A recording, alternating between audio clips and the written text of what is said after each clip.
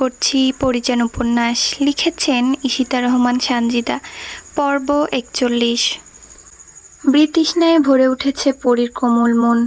বিষাক্ত ধোঁয়া যেন সারা ঘরে ছড়িয়ে পড়েছে, যার দরুন শ্বাস নিতে ভীষণ কষ্ট হচ্ছে পরীর।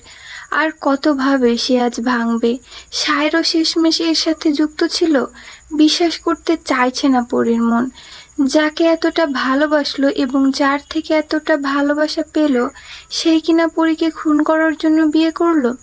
পরক্ষণে পরীর মনে হলো সায়ের ওকে সত্যি ভালোবেসেছে তো, নাকি ওটাও ওর অভিনয় মাত্র।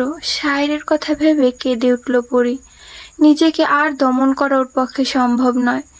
এক সময় সে সাহসী ছিল, কিন্তু ওই পুরুষটার জন্য যে একজন নরম এবং ভালোবাসার নারীতে পূর্ণ হয়েছিল সে ভালোবাসার কাছে যে পরী আজ প্রতারিত। এত ষড়যন্ত্রের মধ্যে সায়ের নামটা থাকা কি খুব জরুরি ছিল? এই নামটা বাদ দিলে খুব কি ক্ষতি হতো? কোনো যুদ্ধ তো হতো না, পৃথিবী ধ্বংসও হতো না। সবশেষে কেন এই নামটা নিল নওশাদ? সব ভাবনার মাঝে চোখের পানি ফেলছে পরী। মনে হচ্ছে ওরা মারার আগেই পরী দম বন্ধ হয়ে মারা যাবে। এমন আপনজন থাকার থেকে মরে যাওয়াই উত্তম। পরীকে এবার কাঁদতে দেখে নওশাদ আর কবির কোনো কথা বলে না। চুপ থেকে পরীকে একটু সময় দিল। পরী কান্না শেষ করে বলল, আর কি কি বাকি আছে সব জানতে চাই আমি। নওশাদ আফসোসের সুরে বলে, তোমাকে এভাবে দেখে আমার খুব কষ্ট হচ্ছে পরী। কত ভালোবাসলে তুমি সায়েরকে, কিন্তু সে তোমাকে ধোঁকা দিয়ে মোটেও ভালো করেনি। আমি সব জানতে চাই, তারপর কি হয়েছিল। সব কিছুতে সম্পানের হাতটা বেশি ছিল। সে বিন্দুর সাথে ভালোবাসার নাটক করে তোমার সব খবর আমাদের কাছে দিত। তোমাকে সর্বপ্রথম হত্যা করার দায়িত্ব পড়ে সায়েরের উপর। সম্পান আর বিন্দুর সাথে রাত্রিবেলা তুমি নদীতে ঘুরতে যেতে, সেটাও সম্পান সায়েরকে বলেছিল। তারপর পরিকল্পনা অনুযায়ী তোমাকে মারতে সায়ের সেদিন গেল। কথা ছিল সেদিন বিন্দু আর তোমাকে খুন করে নদীতে ভাসানোর, কিন্তু সায়ের পারল না তোমাকে মারতে। সে পরিষ্কার বলে দিল তার পক্ষে তোমাকে হত্যা করা সম্ভব নয়। কারণটা সেদিন সায়ের বলেনি। তবুও তোমার বাবা সায়েরকে করা হুকুম দেন, তাতেও কোনো লাভ হন না। শেষে ঠিক হলো আমার সাথে বিয়ে হবে তোমার, আর তারপর আমিই তোমাকে হত্যা করব। এছাড়া তোমাকে হাতে পাওয়ার কোনো উপায় ছিল না। সেটাও ভেস্তে দিল সায়ের। কেন জানি আমার মনে হয়েছিল সায়ের তোমাকে বাঁচানোর চেষ্টা করছে। আমার সন্দেহটাই ঠিক হলো। আমি কলপারে এমনি এমনিই পড়িনি। সায়ের পরিকল্পনা করে সাবান মেখে রেখেছিল, আর আমি পা পিছলে পড়ে যাই। পরে সব জানাজানি হলে আমার আর সায়েরের মধ্যে কথা কাটাকাটি হয়। তোমার বাবা নিশ্চুপ থাকলেও তোমার কাকা সায়েরকে অনেক বকাবকি করেন। যেদিন তোমরা কবির ভাইয়ের বাড়িতে গেলে ওই দিন সব কিছুই পরিকল্পনা মতো হয়েছে। আমাদের মাঝে ইচ্ছাকৃতভাবে ঝগড়া হয় এবং সেদিন তোমাদের গাড়ির সামনে আমাদেরই লোক যায়। ওই দিন কথা ছিল সায়ের ওদের হাতে তোমাকে তুলে দেবে, কিন্তু না, সায়ের আবারও পাল্টি খেলো, তোমাকে বাঁচিয়ে নিল। ইচ্ছে করছিল সায়েরকে তখনই শেষ করে দিই, কিন্তু পারলাম কই। এর মধ্যে আরেক ঝামেলা ঘাড়ে এলো।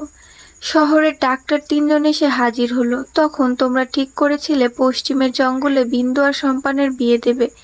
সব ঠিক করা ছিল সেদিন। সেবার আর সায়েরকে পাঠানো হলো না। শহরের ডাক্তারদেরকে দিয়ে যাত্রা দেখতে পাঠানো হলো সায়েরকে। কিন্তু এখানেও গন্ডগোল হয়ে গেল। বিন্দু যখন তোমাদের অপেক্ষা করছিল, আমরাও দূর থেকে ওঁৎ পেতেছিলাম, কিন্তু আমাদের ছেলেদের তখন বাসনা হলো বিন্দুর প্রতি।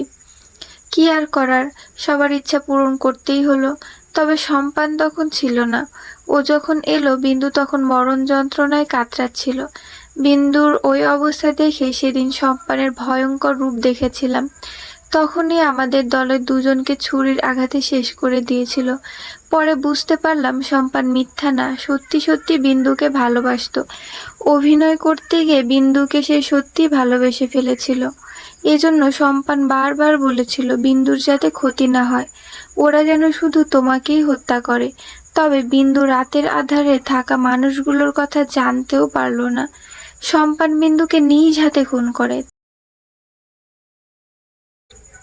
যাতে পরবর্তীতে বিন্দুর নিজের প্রতি ঘৃণা না হয়। বিন্দু যাতে জানতে না পারে সম্পন্ন এসবের মধ্যে ছিল। তারপর খড়ের গোদায় কেরোসিন ঢালা হলো, কিন্তু রীতিমতো পোড়ানো হবে। এর মাঝে তুমি চলে এলে। আমরা তোমার জন্য অপেক্ষা করছিলাম জঙ্গলের সামনে থেকে, কিন্তু তুমি এলে পেছনের দিক দিয়ে এবং পালিয়েও গেলে। আমাদের সব পরিকল্পনা আবারও বিফলে গেল। পরে খবর পেয়ে সাহেব ছুটে এলো এবং বিন্দুকে যারা ধর্ষণ করলো তাদের সবাইকে মেরে দিল তোমাদের ওই বাগান বাড়িতে নিয়ে। সাহেব বেশি বাড়াবাড়ি করছিল সেদিন, তাই তোমার বাবা সাহেবকে অনেক কথা শোনায়। এর মধ্যে আরেকটা ভুল হয়ে গেল। সাহেবের পিছু নিয়ে শেখর সব সত্য জেনে গেল। পরের দিন তোমাকে দেখে সে আবার তোমার প্রেমে পড়ে গেল এবং তোমার বাবাকে এক প্রকার হুমকি দিল যাতে তোমার সাথে শেখরের বিয়ে দেয়। এটা তোমার বাবা মেনে নিতে চায়নি। তখন গ্রামে এমনিতেই বিন্দু খুন হয়েছে, পুলিশ এসেছে, তাই শেখরকে যেতে দেওয়া হলো এবং সময় নেওয়া হলো বিয়ের জন্য। বিয়ের দিন ওদের গাড়ি দুর্ঘটনা আমরাই করিয়েছি এবং ফাঁসিয়ে দিয়েছি নাইমকে। বেচারা নির্দোষ, কিন্তু তবুও জেল খাটছে। শেখর যেদিন জমিদার বাড়িতে এলো তারপর প্রাণ নিয়ে ফিরতে পারেনি। জানতাম শহরে গিয়ে শেখর সব পুলিশকে বলে দেবে, তাই ওর কিচ্ছা খতম করে দিলাম। তবে এরপর বিশ্বাসঘাতকতা করে সম্পান। সে পুলিশকে সব বলতেই যাচ্ছিল, কিন্তু পারেনি। বিন্দুকে যে ডালে ঝুলিয়েছিলাম ঠিক সেই ডালে সম্পানকে মেরে ঝুলিয়ে দিই। সবাই ভাবলো সম্পন আত্মহত্যা করেছে। ব্যাস, এভাবেই একটা ভালোবাসার সমাপ্তি ঘটল। কিন্তু পালক, ওই মেয়েটা নির্দোষ ছিল। কি দোষ ছিল ওর? একটু ভালোবাসাই তো চেয়েছিল সায়েরের কাছ থেকে, কিন্তু সায়ের তাকে মৃত্যু উপহার দিল। কানাইকে মারার পরিকল্পনা করেছিল সেদিন সায়ের, কেননা তোমার প্রতি কৃতজ্ঞ হয়ে কানাই ওত পেতেছিল সময় মতো তোমাকে সব সত্য বলে দেবে। তাই সত্য গোপন করতে কানাইকে মারার কথা চলছিল। ওই দিন পালক সব শুনে ফেলে, তবে সেও শেখরের মতো ফায়দা উঠালো। সায়েরকে বলল ও যদি পালককে বিয়ে করে তাহলে কাউকেই সত্যি বলবে না। সায়েরের আবার মাথা গরম ছিল খুব। তোমাকে খুন করতে না পারায় সেদিন অনেক কথা শুনতে হয়েছিল ওকে, তাই মাথা গরম করে সায়ের নিজ হাতে পালককে পানিতে চুবিয়ে মেরে ফেলে। কিন্তু সমস্যা হলো, যখন জানতে পারলাম পালক সাঁতার জানতো, তাই আমরা আগেই পালকের বাবা মায়ের কাছে যাই এবং তাদের হুমকি দিয়ে মুখ বন্ধ করি। কিন্তু কতদিন আর ওদের চুপ করানো যায়, তাই তাদেরকেও মরতে হলো।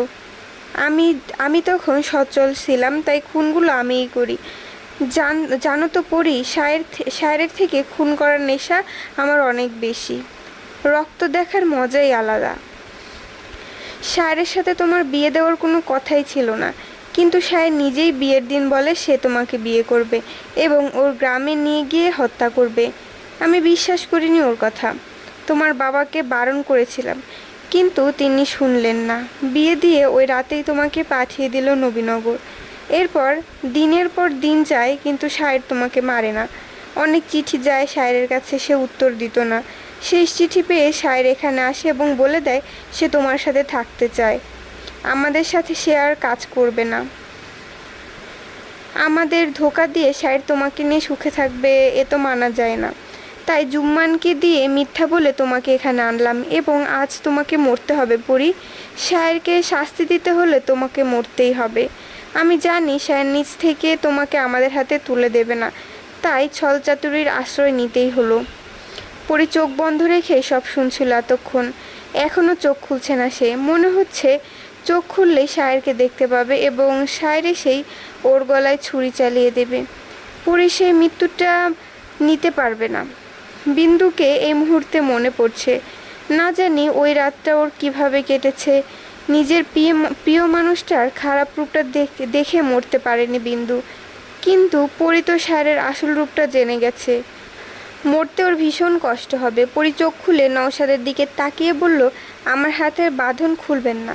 আমাকে মারার সময় ভুলেও আমার হাত খুলবেন না, তাহলে আমার মৃত্যুর সাথে সাথে আর কার মৃত্যু হবে তা বলা মুশকিল। বাহ, তোমার তেজ দেখছি বেড়ে গেছে।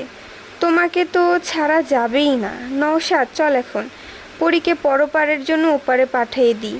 নওশাদ লাঠি ভর দিয়ে দাঁড়িয়ে পড়ল। খোঁড়াতে খোঁড়াতে এসে চলে গেল। কবিরও চলে গেল। আর কিছু জানানোর নেই পরীকে। এখন এখানে না থাকাই ভালো। পরীকে একা ছেড়ে দিল ওরা। আফতাব আর আখির বাগান বাড়িতে এসে পৌঁছালো। ওদের জন্যই সবাই অপেক্ষা করছিল। আফতাবের হুকুম না পাওয়া পর্যন্ত পরীর গায়ে ফুলের টোকাও কেউ দিতে পারবে না। বাহিরে কড়া পাহারা। বাগান বাড়িটার চারপাশে জঙ্গলে আবৃত। আশেপাশে কোনো ঘরবাড়ির নিশানাও নেই। তাছাড়া মোঘল আমলের এই বাড়ির ভেতরে কোনো শব্দ শোনা কারো পক্ষে সম্ভব না। আফতাব আসতেই কবির গিয়ে বলল, যা করার তাড়াতাড়ি করতে হবে। পরীকে দিয়ে বিশ্বাস নেই। ওই মেয়েটার চতুর বেশি, কি জানি কখন আমাদের উপর আক্রমণ করে বসে। ডাক্তার আসতে একটু সময় লাগবে, তাই আমাদের অপেক্ষা করতে হবে। নওশাদ গর্জে উঠে বলে, হোক দেরি, আগে পরীক্ষা শেষ করে দেই, তারপর ডাক্তার আসুক, সমস্যা নাই। বেশি বোঝো না তুমি, আগে ডাক্তার আসুক, পরে সমস্যা হলে তুমি সামলাবে। আপনি এখনও আমার কথা শুনছেন না। আমার কথা শুনলে আজ এই দিন দেখতে হতো না।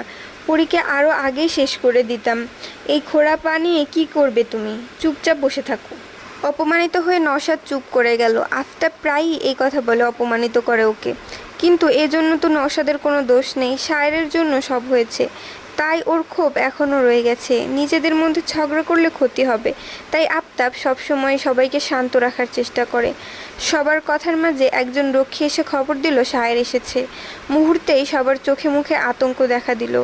এত তাড়াতাড়ি তো শায়েরের আসার কথা না। সে অবস্থা আফতাব করেই রেখেছে। তাহলে শায়ের এখানে পৌঁছালো কিভাবে, তা ভেবে পাচ্ছে না। নওশাদ রেগে আগুন। সে বলল, এজন্যই বলেছিলাম সব তাড়াতাড়ি করতে। সব কিছু বিফলে গেল। কবির ছুট লাগালো পরীর কাছে। দড়িটা নিয়ে ফাঁস লাগালো পরীর গলাতে। হঠাৎই কবিরের এহেম কাণ্ডে অবাক হলো না পরী। মৃত্যুর জন্য সেও প্রস্তুত ছিল, কিন্তু কয়েক সেকেন্ডের ব্যবধানে শায়ের সেখানে প্রবেশ করে এবং কবিরকে এলোপাতাড়ি ঘুষি মারতে থাকে। কয়েক মুহূর্তে কি হয়ে গেল পরী বুঝে উঠতে পারল না। গলায় ফাঁস লাগার আগেই শায়ের তাকে বাঁচিয়ে নিয়েছে। শায়ের টেবিল থেকে একটা ছুরি এনে চেপে ধরে কবিরের গলায়। চোখ তুলে শায়ের চোখে চোখ রাখে কবির, যেন আগ্নেয়গিরির লাভা এই চোখে। কবির বুঝল, এই মুহূর্তে যদি শায়ের ওকে শেষ করেও দেয়, কেউ ওকে কিছু বলতে পারবে না। শায়েরের ভয়ঙ্কর রূপ কবির দেখেছে, কিন্তু এতটা ভয়ানক হতে সে কখনো দেখেনি। শায়ের রুষ্টচিত্রে কণ্ঠে বলল, সাহস অনেক দেখিয়েছিস তুই। তোকে মারলে কেউ আমার গায়ের সূচও ছোঁয়াতে পারবে না। এটা জেনেও আমার পরিজনের দিকে হাত বাড়ানোর সাহস তোর হলো কিভাবে? ধারালো ছুরির সামান্য ছোঁয়াতেই কবিরের গলার চামড়া কেটে রক্ত ঝরতে লাগলো।